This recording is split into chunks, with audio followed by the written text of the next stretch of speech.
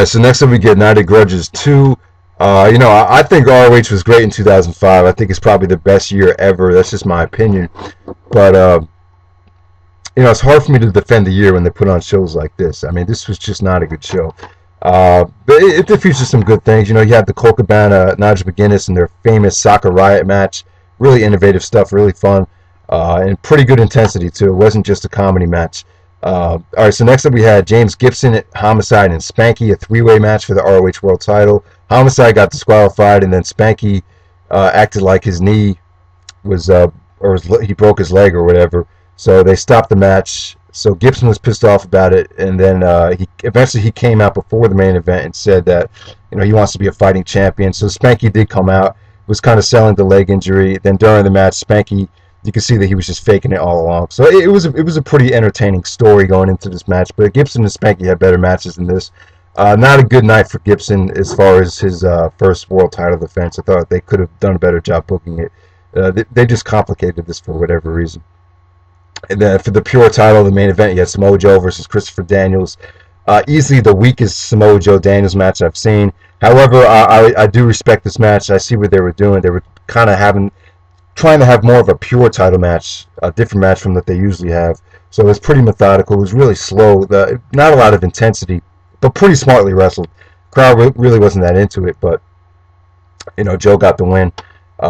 He kind of did some type of submission to Joe, while Daniels was actually Daniels was actually on the ropes.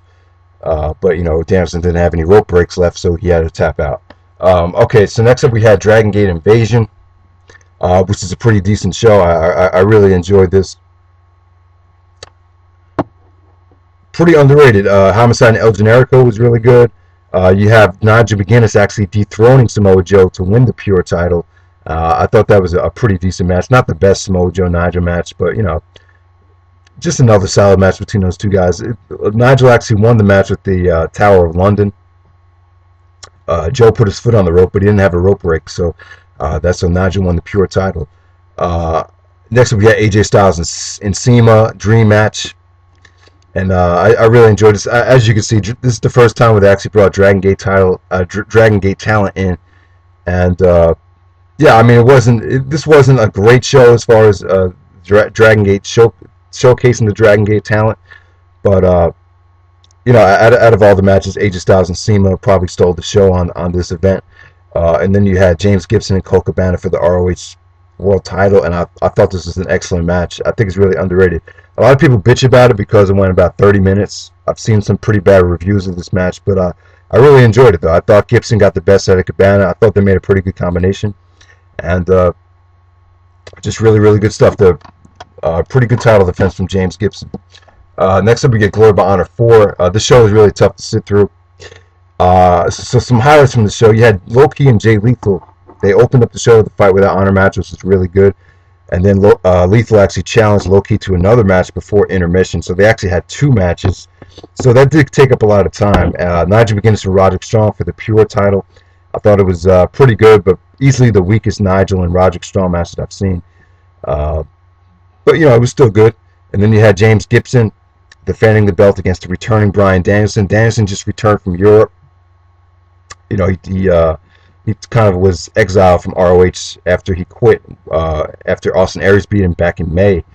So, yeah, Danielson and Gibson just had a great match. Even the commentator said, and I agree with them, like, this is an example of a game of human chess. This was like a wrestling clinic. It was very smartly wrestled. It wasn't as not really that explosive. It wasn't really action packed, but the wrestling was just so solid. So definitely check it out. ROH. Bryan Danielson returns to win the ROH World Title. It's a must-have for any ROH fan because of this match. Even though the show is not really that great. Okay, so next up for the main event, you had AJ Styles and Jimmy Rave. The winner is the first one to hit the Styles Clash. Kind of a weak stipulation. I mean, you kind of limit yourself to what you could do if you're going to book a stipulation like this. So that's why it didn't come off that well. But, it was a pretty cool way to close off the feud. At least it was something different. So, obviously, AJ went over. He hit the Styles Clash, and Jimmy Rave threw a table off the top rope to put him away. So Glory Bound at 4. I'd say it's a mixed bag. It's kind of tough to sit through, but there is a lot of essential matches on here that you should definitely check out. All right, so next up we have Survival of the Fittest, 2005. Pretty underrated. I don't think it's a bad show at all. As far as the qualifying matches go, you had Samoa Joe versus Milano Collection AT, who showed up for this. I thought this was pretty good. This is kind of a nice precursor to Joe versus Kobashi. Kind of a good thing to get Joe warmed up for Kobashi. Then you had James Gibson versus Christopher Daniels in the qualifying match. I thought that was probably the best qualifier on the show.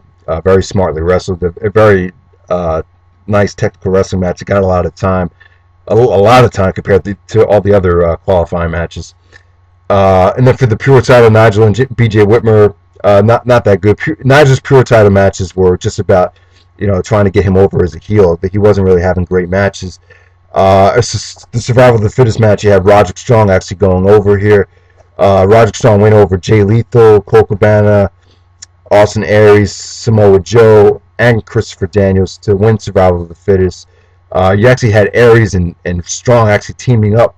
And it kind of hurt the match because the crowd hated the fact that Strong and Aries were kind of working as a team. But when it eventually did come down to Strong versus Aries in the finals, and they worked a pretty good match. I thought it was very good. Strong did some sick backbreakers to Aries, who was selling a back injury, so pretty good psychology. And the Roderick Strong really went over in this match. You could really feel him start to emerge as a major player after the show was over. So that's Survival of the Fittest 2005.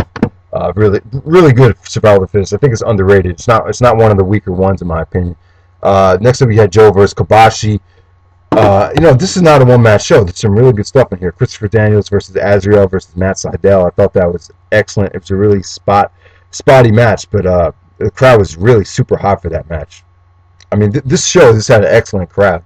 BJ Whitmer and Jimmy Jacobs defended the belts against Tony Mamaluke and Sal Rinauro, the FBI from ECW, and they lost the tag team title. So we had a title change. The FBI won the belts. This will really surprise you. They did some crazy stuff in this match, and the crowd was really hot for this. Just another great match here. Maybe like 3 1/4 stars. I really enjoyed this. Nigel and Jay Lethal, kind of disappointing. Pretty good match, but really bad finish though. Roger Strong and Jimmy Rave was solid. Then you had James Gibson and Jimmy Yang. Jimmy Yang actually debuted on the show. Jimmy Wang Yang from the WWE. Him and Gibson had a really good match. The premise of this match was to show was to have a match with that, the SmackDown agents telling them how to wrestle. That's kind of like the promo they cut before the match. And then obviously you had Samoa Joe versus Kenta Kobashi, probably the greatest ROH match in history, arguably still the greatest ROH match ever. You should definitely check it out. It was voted the best ROH match on ROHWrestling.com after the first 100 shows. It's one of the most hardest hitting matches you'll ever see. It received 5 stars from Dave Meltzer and the Pro Wrestling Observer, so definitely check it out. Awesome stuff. Alright, so next up we have Unforgettable, one of Truth Slayer's, used to be one of his top 10 ROH shows, I believe. He used to have it on his channel. Okay, so this is pretty much a 2-match show, though, in my opinion, but it does have the 2 of the best matches of 2005. They're both arguably 4.5 stars, actually. James Gibson, his last ROH match against Roderick Strong. This is kind of like MVP versus MVP, just to see who was the MVP of 2005. Obviously, Gibson and Strong had great years in 2005, and this is just excellent stuff. Great intensity, great storytelling, great psychology. Must-see match. Definitely check it out. For the main event, you had Kobashi teaming up with Homicide. Really interesting tag team combination with Kobashi teaming up with Homicide. I just thought that was really interesting. And then Samoa Joe teaming up with his arch nemesis, Low-Ki. And I thought this was a pretty good match. It was really, really good. I mean, pretty much as good as you expect. Great talent. Just a nice variety of, talent in this match. You had a heavyweight teaming with a junior, and a heavyweight teaming with a junior. So that was pretty much why this match is so interesting. But yeah, like I said, two matches that reached 4.5 star level. It's 2 of the best matches of the year. So check out Unforgettable. I do think it's a great show because of that. So next we get Enter the Dragon. This show is consistently solid, but there's nothing before the main event. There's nothing on the show that is what I would even consider really good. Everything was pretty much just solid. Uh, Steve Corino returned for the show to team with Colt Cabana to take on Homicide and Low Key, so that was a really interesting match, but it wasn't great. Yeah, everything else was like I said, everything else was solid, and then we get to the main event. We get Bryan Danielson, the new ROH champion, defending the belt against Austin Aries. A really good match. Just another great Aries Danielson match. I wouldn't say it's one of their better matches. This was more scientifically wrestled. It was pretty methodical, but it was very smartly wrestled. Um, these two guys just have a lot of chemistry. I could watch these guys wrestle all day, but the one thing that did hurt this match was that the fans really expected Danielson to win because it was his first title match. I don't think anyone thought Danielson would have such a short title reign. So yeah, I mean that's the one thing that hurt the match. But Aries did get a lot of crowd support, and just another great match from those two guys. And I'll give it 4 stars. Enter the Dragon, pretty solid show, but not a great show. So